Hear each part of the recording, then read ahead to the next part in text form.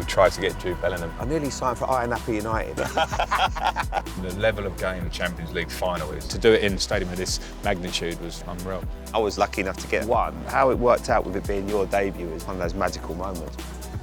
One of the Euro semi-finals is going to be played here. The level of player that we have, he may bring another winger into the team. Beautiful greenery here, isn't it? Yeah, it's lovely. Munchen, Frankie, good memories? 2012, May, I remember the feeling in the city when we arrived. You got a huge sense of how big a football club it was, about how many fans there were. And there was a lovely, lovely atmosphere, pre-game going into it. There was no feeling of hostility. They sort of welcomed Chelsea fans. It was a beautiful thing coming together. So I've got so much love for Munich. You drive one of these, Jamie, didn't you? Yep, got this car, Frank, Q8 e-tron. For me, this is calm. Yeah. Just how I like it. It's the sound, it's quite peaceful, isn't it? Yeah, just like smooth. You know when you just glide in through the midfield, Frank? Yeah, time That's you run. it, just take time in the run, just arrive in late in the box for a little cheeky finish. Arriving on the quiet. Yeah, it's cool. Munich right now, Harry Kane. I've got so much respect for him that he actually took the move on, because I think he probably had everything in the palm of his hands. He probably could have stayed at Tottenham and become a legend forever. I think we don't quite understand how big a club Bayern Munich is in England. We don't quite respect it, because over here, everything is Bayern Munich. They're just so into it. As a player, when you play, I think you do think about the opportunity of going and playing away. And I think there's always something that could be in your mind. It's not just the football, it's like, can I handle the life, the language and the culture? It's a tough language to learn as well. Yeah, sure. But I think when you have such an individual career like Harry's having and had, making his mark instantly as the man, is as big as anything. Absolutely. And that's the point of the challenge. But he had the bravery to try and come and win something. Yeah, and I think he will win things here. And we talk about the challenge of English players going abroad. I remember when I was a Chelsea manager, we tried to get Bellingham and we knew that everyone was in for him. So it was ourselves, I think it was Manchester United, Man City, all the Did he come in the meeting? So he came with his parents. And my selling point was, well, I've got Mason Mount, I've got Reece James, I'm playing young players. But I think they probably weighed it up and went, at Dortmund, maybe we know he's going to play. It's out of his comfort zone. Did they almost demand that he played? Is that he came on the premise that he's going to start? No, I think they were probably more polite than that. But yeah, the questions they asked, it was quite clear that they didn't want him to come and sit there and sort of have to feel his way into the team for years. What he did at Dortmund was special. Because he played regularly, his personality grew. But what he's doing at Real Madrid, I don't know what to compare it to, James. Do you, in terms of an English player at his age, to go and make that impact straight away? No, I haven't seen it before. It's unprecedented. And he's doing it in such a cool way as well. You know, like he's got the celebration when he stands there and he scores a goal and he's like a matador and he's got him eating at the palm of his hands. Yeah. How are we looking, Frank? Yeah, we're good, mate. We're good. Go. Did you ever nearly go abroad? Well, yeah, I had a few opportunities. The closest I probably come was Inter Milan, probably because Jose Mourinho had gone there. So it was after he left Chelsea. So that link was there, and then obviously the opportunity to play abroad, Inter Milan, big club, with a manager that you really trust. And I love Italian culture, so it was all those things together, and it got really close at one point. I felt a sense of loyalty to Chelsea, but in an individual career, you know that it's finite to a degree. Is it something that you should take on a challenge of doing? And I ended up in quite a difficult moment about it. You know, it was quite a big decision for me that in the end, I decided to stay at Chelsea. And the rest is history. You won the Champions League then? We wouldn't be here doing this. No, we would have been in Italy. We'd have been in Milan eating pasta. What about yourself? I nearly signed for United. When I went there that often, they were going to give me a 5-year deal and a share in a nightclub. I remember you taking me there one pre-season. But no, I nearly signed for Roma. Oh, right. When I was at Liverpool, I was about 21, but I was just starting to make my name at Liverpool. You had the hair, didn't you? I had the hair, had the looks. You did. But whether I had the skill. But no, you definitely had the skill too. I fancied it, I really did. At that time, Italian football was the thing. The league was red hot, all the great players there. Liverpool said no, Roy Evans was the manager. I was a good young asset like Fowler and McManaman and myself. And he just said, look, no, we're not going to let you go. So I didn't push it because I knew I was at a great club and I wanted to do well at Liverpool. But I would love to have played abroad because when I got to sort of 27, 28 with my injuries, I think the way that they looked after themselves better, that's the one thing I missed out on. I can see it just creeping up here at the Allianz.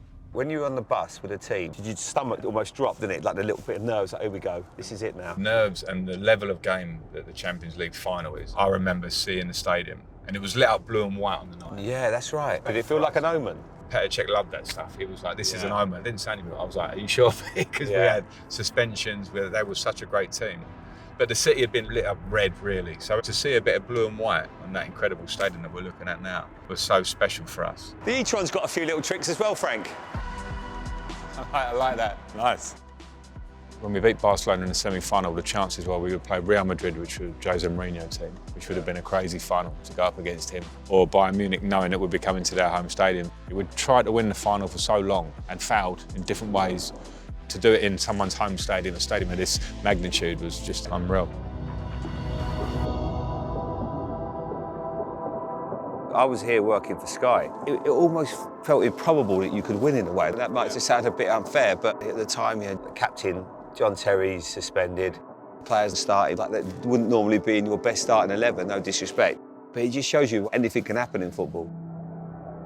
They were so strong as a team, and they had the feeling of being at home. Even they had the home dressing room, we had the away dressing room, so everything was stacked in their favour.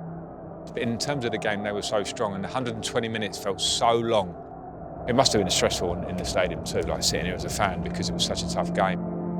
But this was the end where it all happened. This is the end where Didier scored, where we're sitting now. This was exactly where the Chelsea fans were. And it's a strange feeling for me to be up here. You know, when you play and all of a sudden you get what the view would have been from up here and how a Chelsea fan must have felt.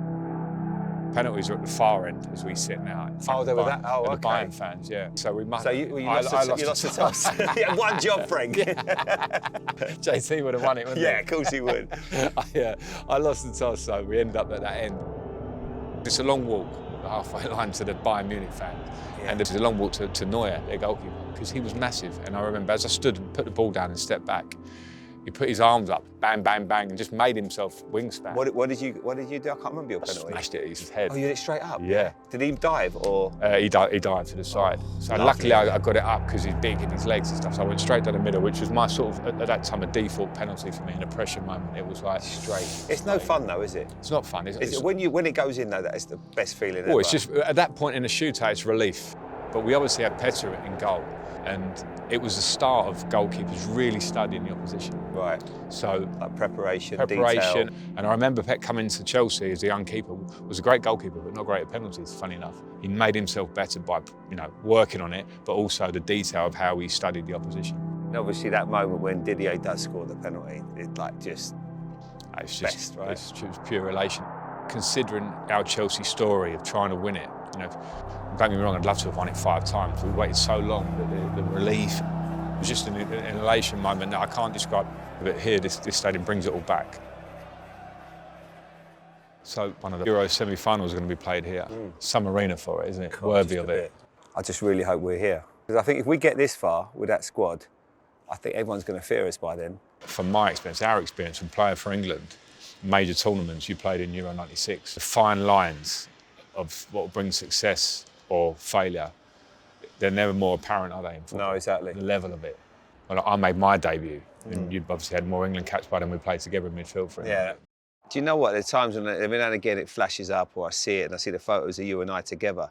You wore 4 that day, I wore 7. You were in great form at the time for West Ham, I can remember it well. I remember Kevin reading out the team, Kevin Keegan, and named us both. I was like, wow, and I'm bringing my mum and dad, and obviously the same for you. It was like pretty surreal. It's such a lovely moment because 5 years between us, the culmination of all that hard work. When you just talking, it brings me back to me and you playing in your back gardens, trying to strike through balls, you teaching me things because I looked up to you because you're always a bit older, but then to be able to put the England kit on and play with you, watch you score a screamer, left footer, wasn't it? Left footer. Yeah, I don't know where that came from. Absolute screamer. Because we got a bit of stick at half time, do you remember? Yeah. Unfairly so, I thought. I think so. We were doing all right, yeah, I thought we were doing okay, and I remember Kevin Keegan decided it was something wasn't working, and you put it right with the screamer in the second half.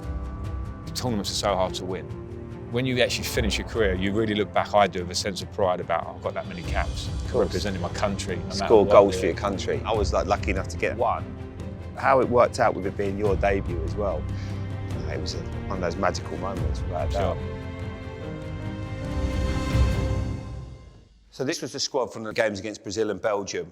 When I look at it, Frank, It's one of the strongest squads I've seen in a long, long time. You need good people that are buying into it, knowing that they might be needed for one kick. They might be needed a penalty shootout. But around the dressing room, around the environment that you're in, because you're in hotels, it's boring, you need good people with you. We could probably look at 7 or 8 players here that Gareth will know they're going to be my boys, they're going to play. And then there will be a few that are sort of in the middle, and there'll be some, as you say, that you really need to create an environment, which is probably one of Gareth's biggest achievements in the England job. Very visible from the outside that the environment seems to have been good. Everyone's very happy, as they should be, to play for their country. We had, obviously, what was called the golden generation. Probably this squad feels more together. We had a lot of competition at the time between the major clubs, Manchester United, Chelsea, Liverpool, and we represented the England team, and maybe it didn't come together. It's been well spoken of. I think one of the things as well with Gareth, because I was in Euro 96 with him, and you came down as a young player to join the training at Euro 96.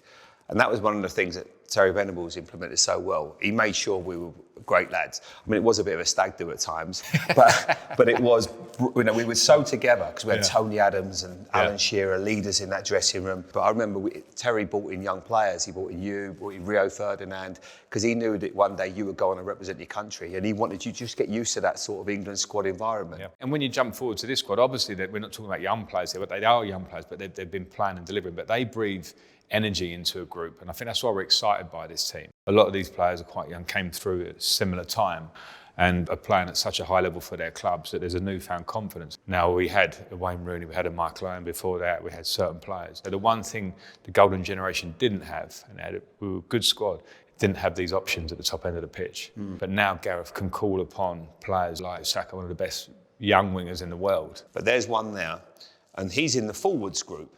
But when you ask him, and it stuck in my mind, I think it was in the Euros.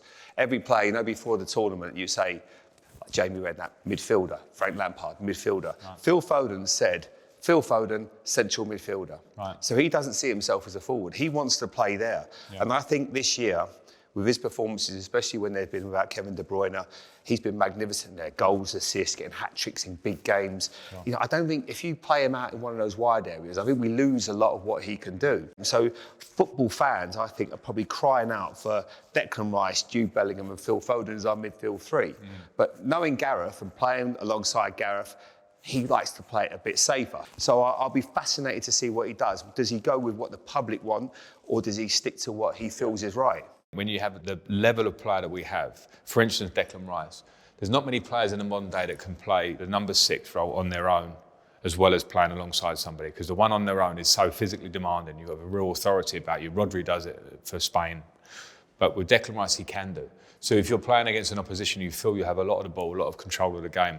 I don't see that there's a reason why he may not look at Declan Rice and go, okay, now I can play Jude and Phil Foden and bring another winger into the team. Maybe Cole Palmer, a player you really like? For sure, I think Cole Palmer, people would expect that that's another level you're going to want to see him go up to, but I think he's played at such a high level that he could be the man that can come in, can play as a number 10, can play on the right. And where we are now, so this is where the semi-finals are going to be. Yeah. And that might be a game where you're going to be playing against top-level players. Yeah. You might be playing against France and Tchouaméni, Camavinga, and players that are coming into different areas, and Mbappe are thinking, well, look, if I leave Declan Rice in there on his own, are we going to be a bit tighter? Look, I get it. I've not managed. I just feel with Gareth now, he's just got to go. He's just got to go for it. That's always been the one criticism, that we've been a little bit safe. I think now's the opportunity with the players that we've got at our disposal. I think it would be a waste if we don't really throw everything at it. When you look at the defenders, that's really what would worry me as a team. Our strength isn't here. I agree with you when you look at the back end, and this is no disrespect, but when you talk about the golden generation, we know we had defenders of the likes of John Terry, Rio Ferdinand, Sol Campbell, players that were really established and were authority. We don't see that so much in this squad. It's just kind of what it is. John Stones and Kyle Walker may be different because of the success they've had at club and country level. But going forward, I think every team in Europe will be thinking, look at the quality they've got, or also that can come off the bench and change the game for you. We're going to really need to get that bit right, because at this level, with the high level of opponent, and France are a team full of real top players, top individuals as well. And a great defence. And Portugal are a team and a lot of form, a lot of good individuals and wings. Germany have turned the corner as well. Germany, and when you get to big tournaments, there's always teams that are countries, Italy and Spain, they've just got a feeling that they come into their own when you get into tournament football. But this is a squad of a lot of quality, energy, pace, options at the front end of the pitch. That probably we're in as good a position as we've been for a while, I think. Yeah, it's exciting. I think we need a vice beer. Yeah. A vice beer, a little bit of steak. I would love that. One in München.